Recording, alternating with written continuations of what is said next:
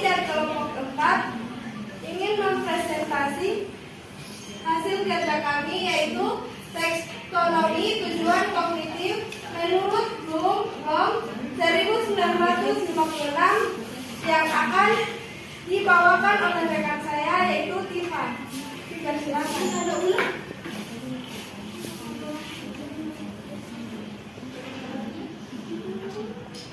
Baiklah, di sini saya akan menjelaskan tentang teori taksonomi Bloom, di mana taksonomi Bloom ini tidak lepas dari kata perencanaan pembelajaran.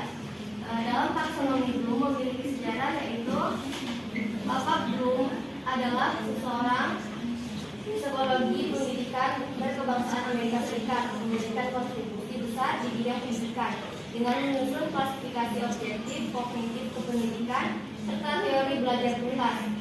Konsep taksonomi Bloom dikembangkan pada tahun 1956 oleh Benjamin S. Bloom atau dikenal dengan Bapak Bloom bersama dengan rekannya, yaitu Krathwohl.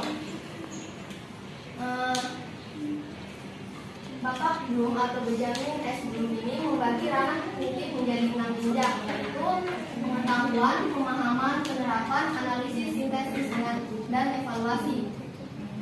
Di mana pengetahuan yaitu kemampuan mengingat materi yang telah dipelajari dari pengalaman belajar. Yang kedua adalah pemahaman, yaitu kemampuan untuk menjelaskan arti materi pelajaran yang berupa kata, angka, dan sifat akibat. Kemudian yang ketiga yaitu penerapan, yaitu kemampuan menggunakan materi pelajaran yang telah dipelajari lewat pengalaman belajar terhadap situasi dan kondisi yang lebih konkret. Yang keempat, analisis.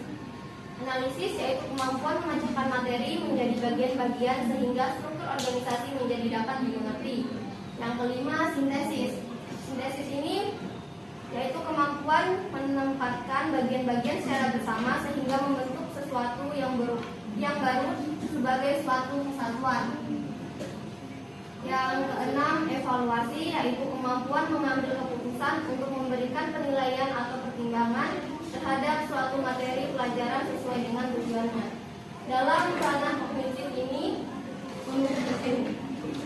Bloom merevisi menjadi pengetahuan menjadi mengingat, pemahaman menjadi memahami, penerapan menjadi menerapkan, analisis menjadi menganalisis, sintesis yaitu mengevaluasi, dan evaluasi menciptakan.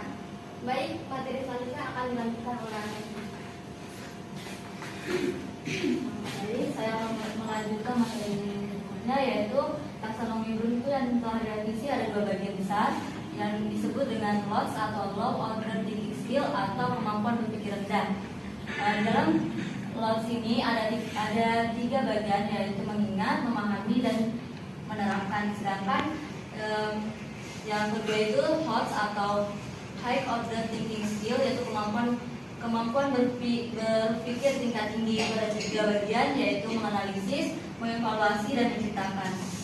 Kemudian HOTS ini ada kategorinya, yaitu yang pertama harus berpikir kritis, berpikir kreatif, kemudian pemecahan masalah, dan yang terakhir itu pembuatan keputusan. Baik, materi selanjutnya dilanjutkan oleh Tajim.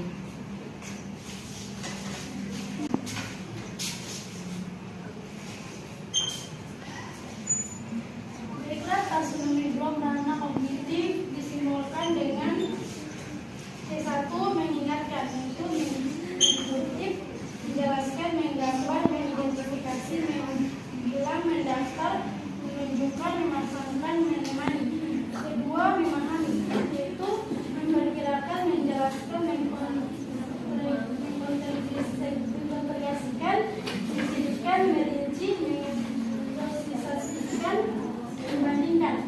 Ketiga, yaitu menerapkan, seperti menentukan, menyesuaikan, mengolekasikan, mengutarakan, menentukan, menerapkan, menjelaskan, memperoleh, menentukan. Keempat, menganalisis, yaitu menganalisis,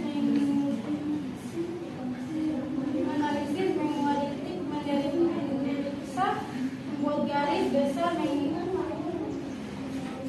mengkategorikan,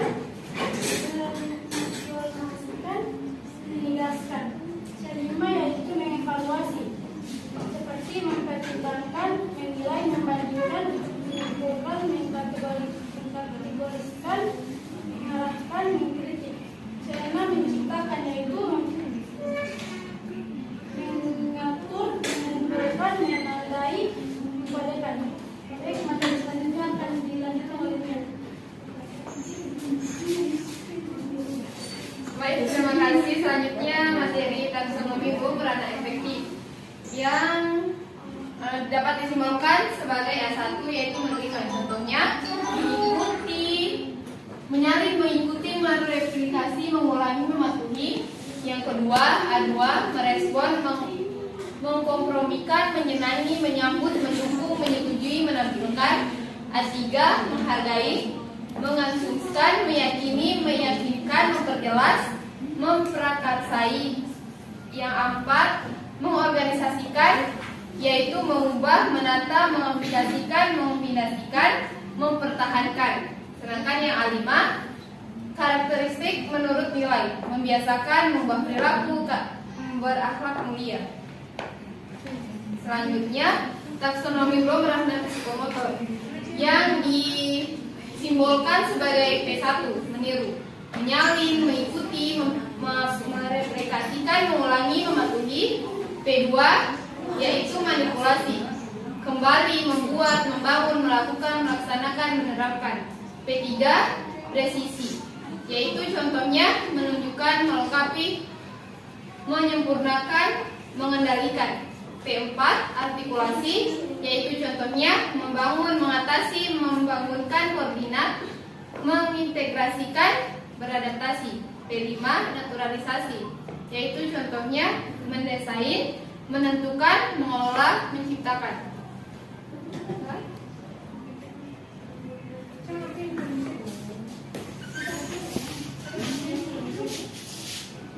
Baiklah, itulah hasil presentasi dari kami.